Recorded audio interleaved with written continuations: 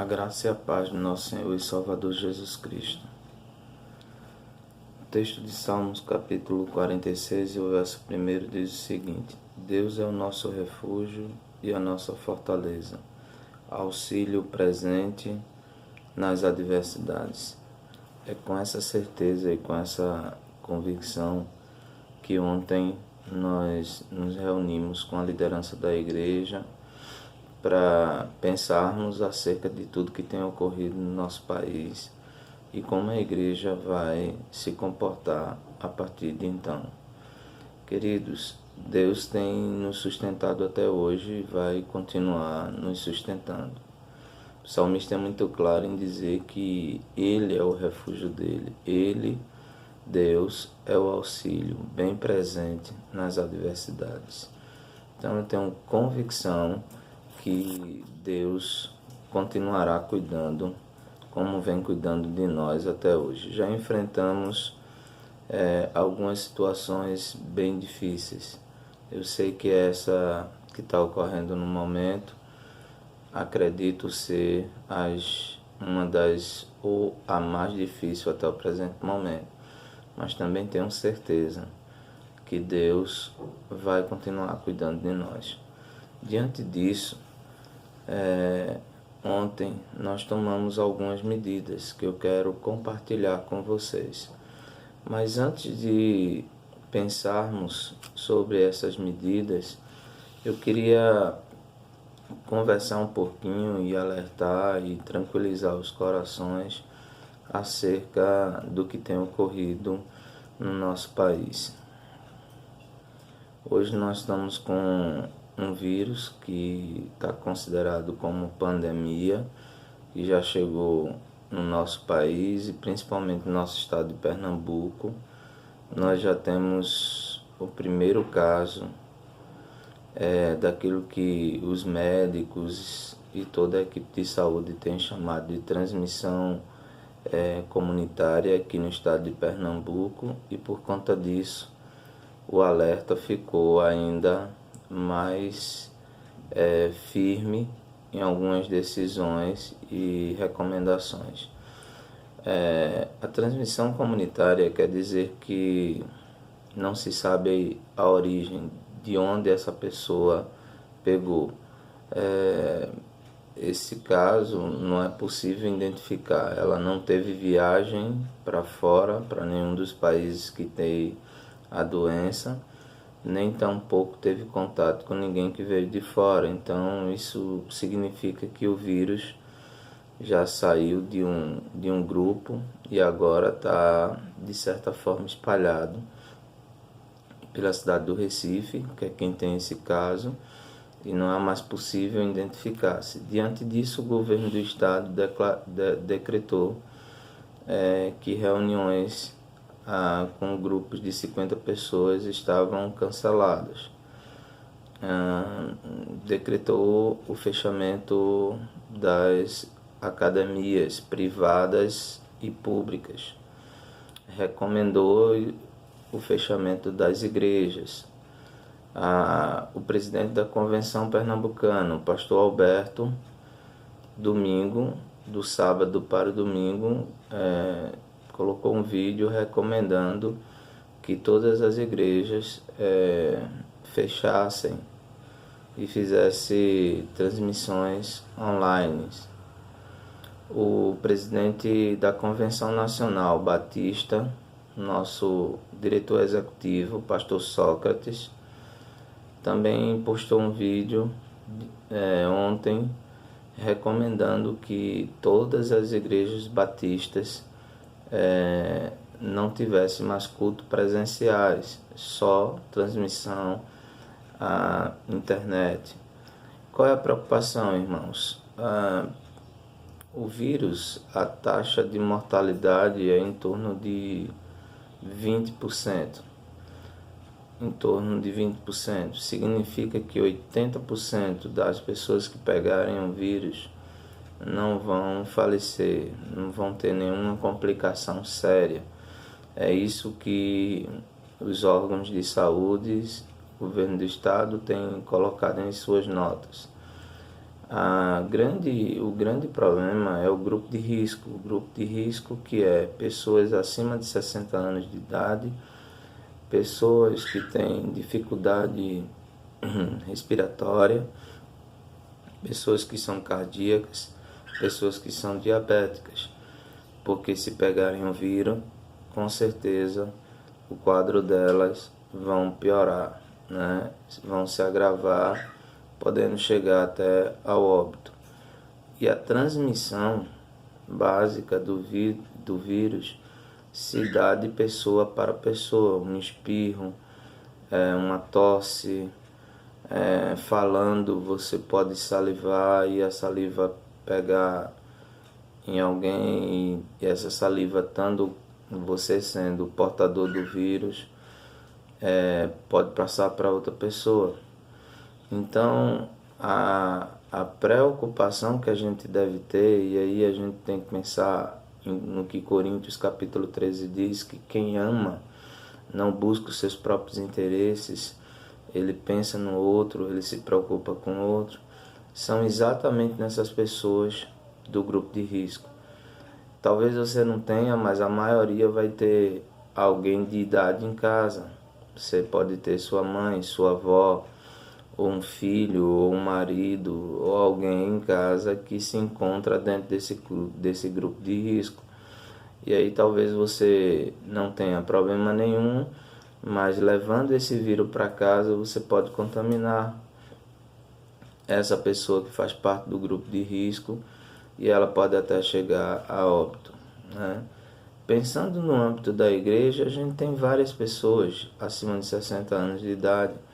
A gente tem pessoas na igreja, jovens, que têm problemas crônicos de asma, respiratório, e que fazem parte do grupo de risco. Então, a gente mantendo as programações de cultos presenciais, nós estamos sem pensar nessas pessoas e sem pensar que estamos colocando essas pessoas em riscos, e é um ato irresponsável. Além de tudo, nós estaremos também desrespeitando o decreto estadual que o governador do estado fez, pedindo para que as igrejas não tenha, ou ninguém tenha, reuniões acima de 50 pessoas. E a recomendação que existe é que ninguém saia de casa, permaneça em casa para que o vírus não circule, certo? Então, diante disso, a gente tem pensado seriamente, pensou e tomou algumas atitudes. A grande questão do pegar ou não pegar o vírus e transmitir, e porque o governo tem pedido para que as pessoas não circulem para evitar o contágio, é a multiplicação de pessoas doentes. O nosso país já vem sofrendo por conta da saúde. A gente sabe muito bem que o SUS está funcionando com superlotações, com dificuldades. Então imagine, ontem, no início da manhã, o número de casos suspeitos beirava no Brasil todo a quase 10 mil pessoas. Isso no Brasil todo, não representa muita coisa, mas imagine se não tiver tomar essas medidas, isso com certeza no estado de Pernambuco, por exemplo, se multiplicaria muito rápido. Você teria 10 mil casos rapidinho de pessoas suspeitas. E a verdade é que nós não temos leitos para essa quantidade de pessoas. E aí a gente vai ter outras demandas e muito mais complicações. Então o governo tem tentado diminuir a velocidade de propagação do vírus. E a gente pode fazer a nossa parte para que o vírus não se propague tão rápido e não leve ao colapso total do sistema de saúde do nosso país. prejudicando aqueles que são do grupo de risco e prejudicando outras pessoas que vão estar em hospitais porque estão doentes, fizeram cirurgias, fazem tratamentos contra o câncer e tantos outros, renal e tantos outros. É uma questão de cuidado, de amor para com o próximo, certo? Diante disso, queridos, nós tomamos as seguintes medidas. As atividades da ONG, as atividades sociais que estão interligadas à ONG, com atendimento psicológico, o escritório de advocacia que começaria sexta-feira, a escola, estão suspensas, certo? Os psicólogos atendem mais de 80 pessoas mês, mais de 80 atendimentos mês, com basicamente o grupo de risco, sua maioria, tá? A escola hoje está com mais de 50 pessoas em atividade, entre alunos e professores.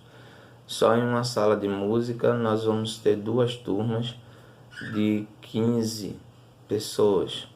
É uma sala pequena, fechada, e não tem como ser ao ar livre. Precisa de quadro, precisa de muita coisa, e você vai pôr em risco essas pessoas, porque o vírus hoje está em circulação, como eu falei, e você pode ter o vírus e não saber que tem o vírus, não ter sintomas ainda, e você transferir isso para outras pessoas e você levar para casa. Então essas atividades estão suspensas por tempo indeterminado, tá certo? As atividades da igreja, IBC, as atividades religiosas da IBC, como culto da MCM, culto dos jovens e culto dos homens, estão suspensas por tempo indeterminado, presencialmente falando. A MCM, os jovens e os homens, a orientação que a gente tem passado ontem e vai continuar passando é que utilize as mídias que tem o WhatsApp, as plataformas de comunicação que a igreja dispõe. Para isso você pode entrar em contato com o João e estar postando, se você quiser, as atividades do seu departamento, do departamento que você está inserido, ou até mesmo utilizando o WhatsApp. Hoje a MCM tem o WhatsApp, os jovens têm um grupo de WhatsApp, os homens têm um grupo de WhatsApp, então as reuniões podem ser feitas através desse grupo, certo?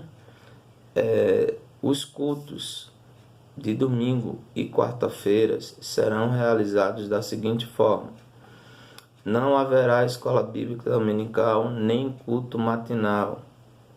A mesma coisa para os professores. Os professores podem entrar em contato com os seus alunos através do WhatsApp, das mídias, certo? Não haverá culto presencial noturno. Os cultos serão transmitidos online. As pessoas que vão estar trabalhando no culto, eu, na ministração da palavra, o seminarista Jamils, no louvor, o pessoal de sonoplastia e o pessoal de comunicação, tá certo? Esse pessoal é que vai estar presente, cuidando para que a transmissão chegue na sua casa. E aí a gente pede o comprometimento dos irmãos. A gente não está fazendo culto presencial, a gente vai fazer o culto online. Então que naquele dia, naquela hora, o culto noturno às 7 horas, você esteja online participando do culto. Mesmo o culto online, ele será enxuto. Nós teremos um momento de intercessão, onde nós vamos estar clamando pela nossa nação, pelo mundo, para que Deus tenha misericórdia e esteja agindo com misericórdia sobre a vida de todos, certo? Os cultos de quarta-feira também não serão presenciais, serão transmissões ao vivo, tá bom? Aí a mesma coisa que eu falei agora há pouco sobre o culto noturno ocorrerá na quarta-feira. O horário será às 19h, 19h30, a transmissão online, e o pessoal que estará envolvido vai estar trabalhando para que você possa receber e participar do culto online. Outra coisa, queridos, nós vamos estar utilizando todas as mídias que a igreja tem, todas as plataformas de mídia, Instagram, Zap, Facebook, canal do YouTube, para estar instruindo a igreja acerca do Covid-19 ou coronavírus. Durante o decorrer dessa semana, houve muita coisa sendo colocada no grupo que foi encaminhamento de outras coisas. E eu gostaria de pedir aos queridos irmãos que mantivesse a calma e mantivesse a prudência. A palavra de Deus em Mateus capítulo 5, no Sermão do Monte, nos chama a sermos promotores de paz, promotores de esperança. Ainda não é o fim dos tempos. A Bíblia fala sobre princípio das dores. Em Apocalipse fala sobre 3 pragas que cairiam sobre a face da terra. E estas pragas dizimariam 1/3 da humanidade, cada uma delas. Eu não tenho como afirmar, nem ninguém tem como afirmar que o coronavírus é esta praga. Até o presente momento, dificilmente o coronavírus, pela estimativa que está sendo colocada, ele irá dizimar 1/3 da humanidade da Terra, tá certo? Então, se tranquilize em relação a isso. E aí eu peço a colaboração dos queridos irmãos. Precisamos entender que dentro da nossa igreja nós temos pessoas que têm depressão, nós temos pessoas que têm síndrome do pânico, nós temos pessoas que estão em tratamento psicológico, acompanhamento psicológico para vencer seus traumas e poderem caminhar mais tranquilamente. E quando você começa a postar vídeos e a colocar informações que põem em pânico estas pessoas, você não está sendo um agente de paz. Então, eu peço encarecidamente, no nome do Senhor Jesus, que você tenha muita cautela em relação a isso. Então, nós vamos estar utilizando as mídias que a igreja tem, as plataformas que a igreja tem de mídia, para estar informando como a igreja deve se comportar, a estar orientando a igreja acerca do Covid-19 ou conhecido como coronavírus, tá certo? Então, tenham tranquilidade, isso é um papel social que a igreja tem. A igreja tem hoje trabalhado muito, mudado a perspectiva de pensamento dela, ela tem, por isso que ela está trabalhando através da criação da ONG para atingir pessoas, para cuidar de pessoas, e essa é a preocupação que a gente tem. Diante disso, qual é a contribuição que a igreja pode dar? Como a igreja pode contribuir para ajudar a minha comunidade, a nossa comunidade, a enfrentar esse problema hoje? E sendo nós promotores de paz, promotores de esperança. Então, para o seu vizinho, para seu colega de trabalho, como é que você vai ser o promotor de paz e de esperança, promovendo ou ajudando a promover a intranquilidade.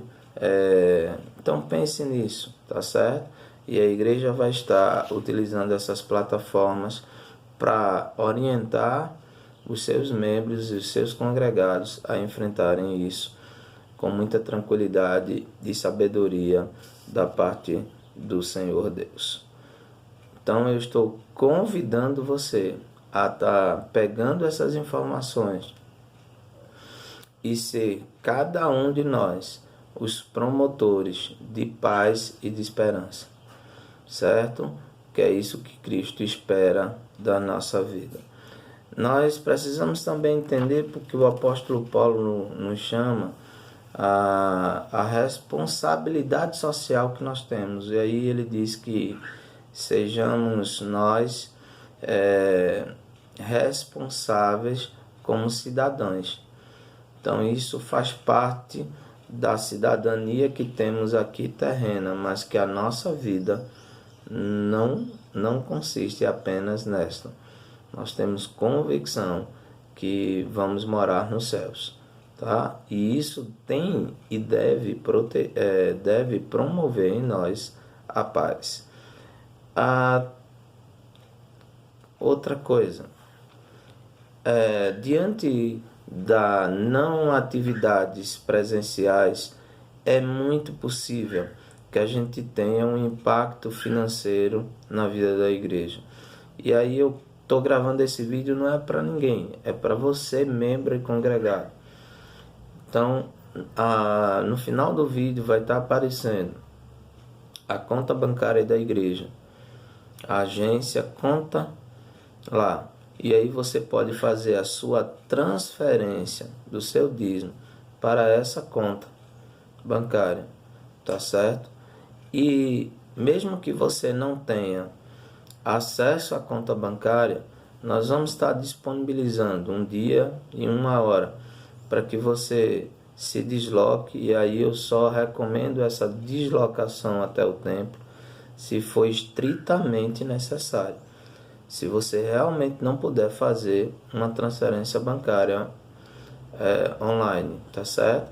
E aí nós vamos estar disponibilizando um dia e uma hora para que você vá até a igreja, coloque no gasofilaço a sua oferta, os seus dízimos e as suas ofertas.